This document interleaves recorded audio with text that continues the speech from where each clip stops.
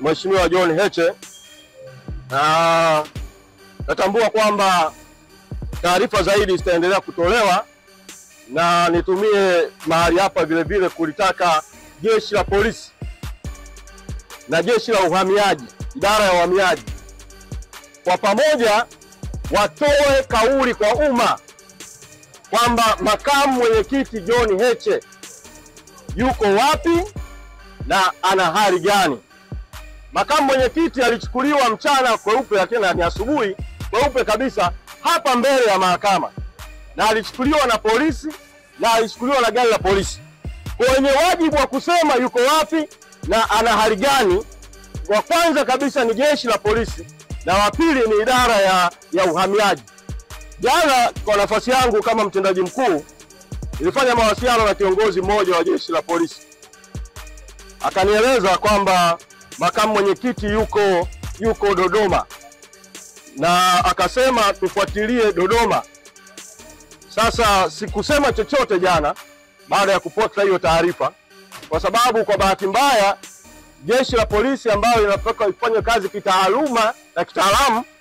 limekuwa na tabia wakati mwingine kutoa taarifa za uongo. Sababu juzi walimpa mkurugenzi wetu wa sheria na haki za binadamu wakili Gaston Garubimbi, walimpa taarifa kwamba makamu mwenyekiti Heche wanampeleka Tarime, kwamba wamempeleka Tarime, lakini kumbe walitoa taarifa za uongo. Walipopokea taarifa ile jana, tuliamua kwanza tuifanyie kazi kwa kina, wakati tukilitaka bado jeshi la polisi litoe taarifa, na jana usiku tukapata hakika kwamba yuko Dodoma, na akaweza kufikiwa na mmoja wa wanafamilia, na leo tukafanya tena ufuatiliaji kuhakikisha kwamba anapata haki zake zote inavyostahili. Toka asubuhi tulituma wakili, alikuwepo pale na hakupewa haki ya kumuona katika kituo cha polisi ambacho jana mpaka usiku alikuwepo. Mpaka inafika saa 8 mchana wakili alikuwa hajapewa nafasi ya kumuona. Baadaye tukiwa tunaendelea na shauri hili tulikuwa tunaendelea sasa, nimepata taarifa kwamba idara ya uhamiaji, na nasema haya kwa sababu mamlaka zinazotoa zitoe taarifa mpaka sasa hazijatoa taarifa, kwamba idara ya uhamiaji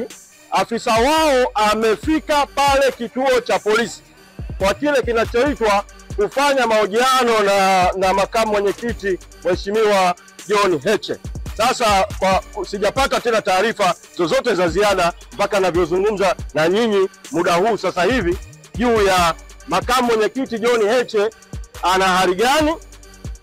nini kinaendelea kuhusiana na hatima yake, na kwa sababu hakuna taarifa zozote kwa umma mpaka sasa kutoka kwa jeshi la polisi wala idara ya uhamiaji, mwito wangu bado kwa jeshi la polisi na mwito wangu kwa idara ya uhamiaji ni kutoa taarifa kwa umma juu ya alipo makamu mwenyekiti John Heche na hali yake ilivyo, na wamwachie huru, kwa sababu hakuna mashtaka yoyote ya msingi dhidi yake.